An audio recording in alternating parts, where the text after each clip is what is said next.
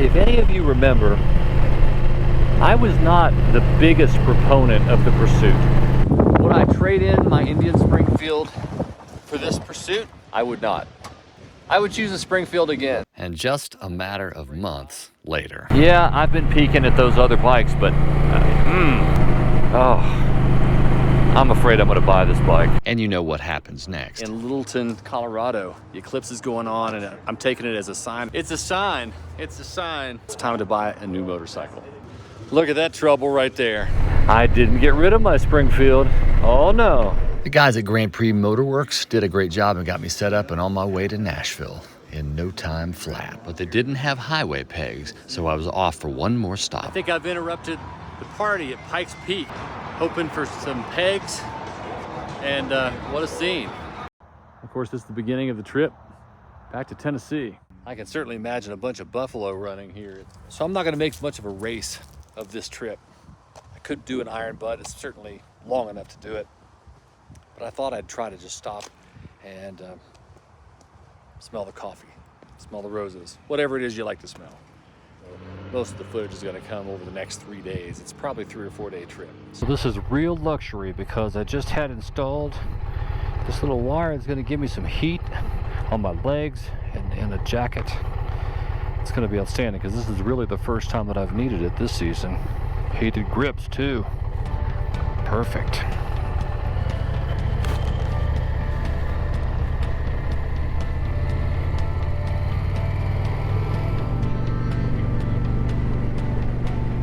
The traffic's finally starting to thin out here, obviously, and that's really nice because it was much heavier in Colorado Springs, Denver, of course. Oh, what a beautiful mountain range. Really, really beautiful.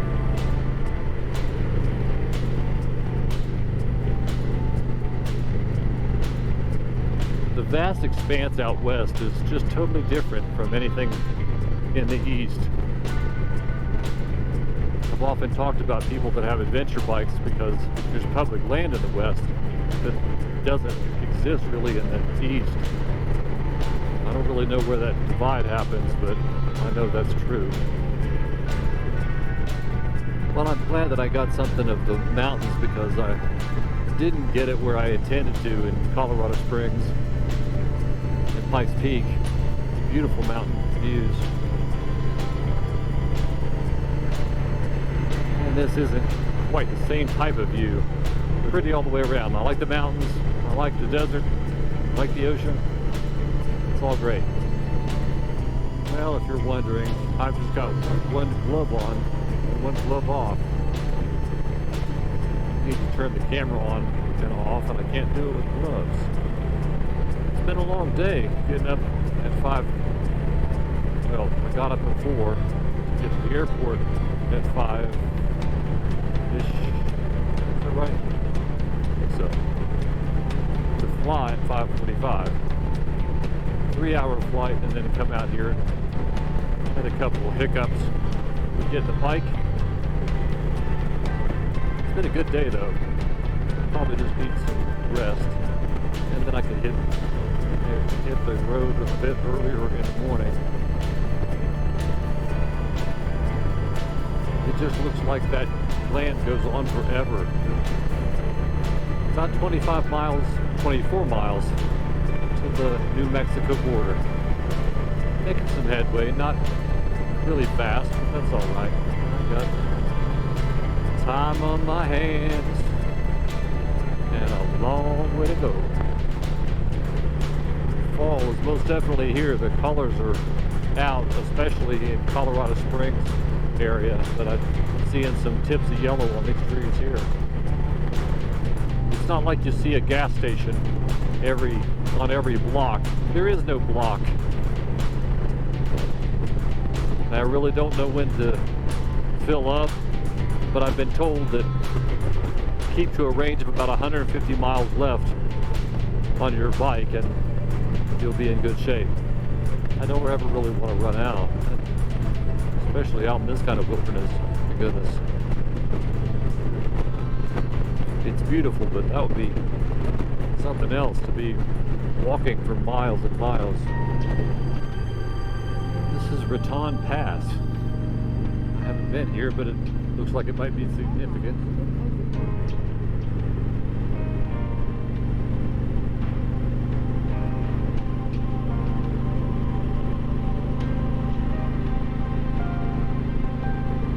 Just love the terrain. The sign for bears, that's not something you see in the east much. I don't want to run into a bear. But it does look like this might be bear country.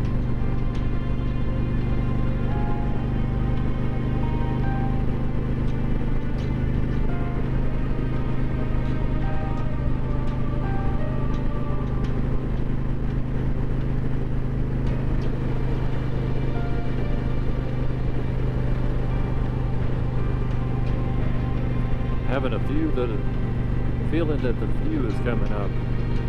Must be at pretty high elevation right now. I'm at 3,040 and climbing. I was at over 6,000 feet before, so.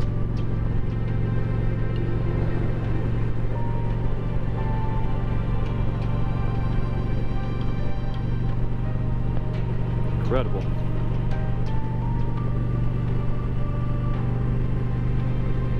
That's why I take these trips. I just love exploring this.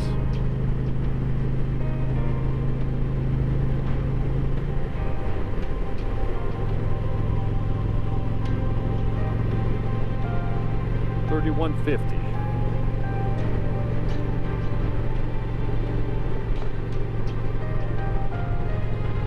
Oh wow, yeah. That valley in front of me is just incredible. I guess I could use that word 1,000 times.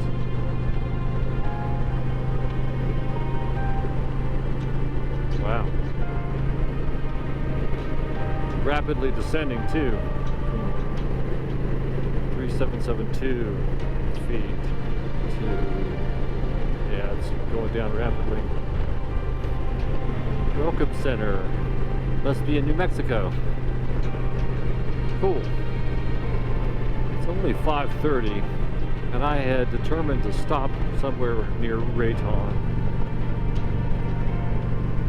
But I may venture further east. Maybe. If I could determine where I could possibly stay. Wow, this valley is just incredible.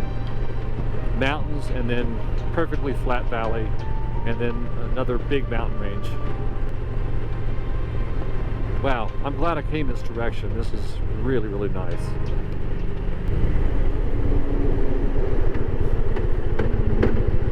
It was so awesome to pick up a new bike and to get a couple hours on it, but now it's time to fill up, to find a hotel, to get a meal, and to most importantly, to get some sleep, because tomorrow is going to be a cold one.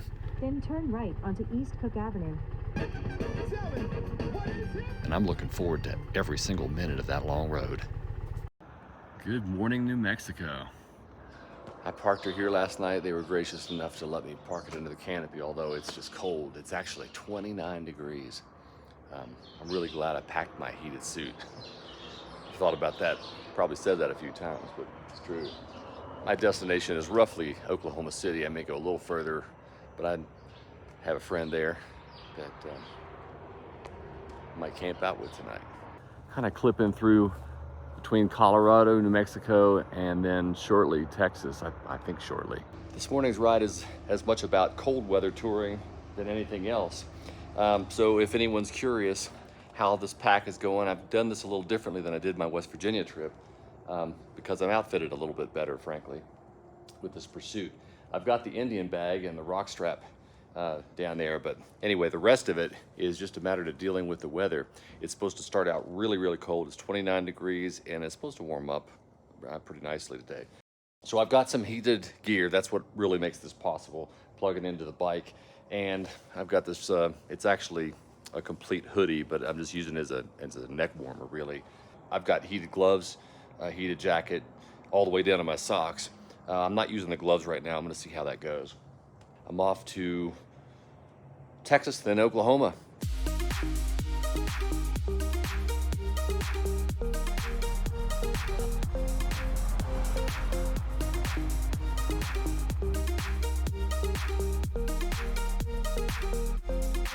started thinking, why is it that they tell me not to have caffeine on a road trip? Started to realize, yeah, so you don't have to take a bunch of pee breaks. Clayton, New Mexico. Not sure how far I am from the Texas border, but I can't be too far. This is really the first little bit of community that I've seen in more than an hour, close to an hour and a half. It goes from nothing to poof, there's a community. I knew I'd see some buffalo. I knew it.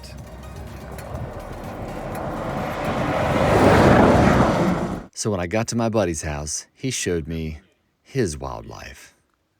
There you go, Samson. Buddy, haven't pet a skunk before. He's a sweetheart. That's not very common, is it? They're sweet though. Cute little creatures, shy, and they sleep about 22 hours out of the day. So you can make a determination for yourself whether they make good pets, but they are sweet. Come on, you gotta come and get it. Mama's gonna take it over here. Come on. Come on. There you go. It's the beginning of day 2.5, and I'm now in Oklahoma. I want to first say thank you to my buddy and friend for putting me up in a fine accommodation, and we're going to have some coffee here this morning, and maybe I'll take a quick shower and get back on the road. Anyway, I just want to say thank you to him. It was really nice meeting up with him. He has motorcycles, and we talked a lot about his conversions from a sport bike to an adventure style bike by raising the suspension and stuff. So good chats.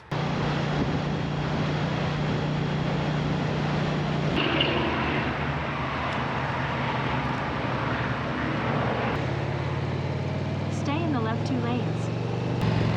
Proceed to the route. Proceed. Head west toward Arkansas 23. Made it to Arkansas. Winds through Oklahoma have been pretty bad. It's a constant cross breeze. The cold hasn't bothered me though. It's starting to warm up though, so I may have to shed some layers now. And I've got all of Arkansas to go through. Probably stop short of Memphis tonight and then make my final journey tomorrow. So that's the plan, unless something else happens. East of Memphis tonight. She looks good there, or he. I'm not sure yet. I'm getting real close to the homestead in Nashville. I haven't gone over how she's done.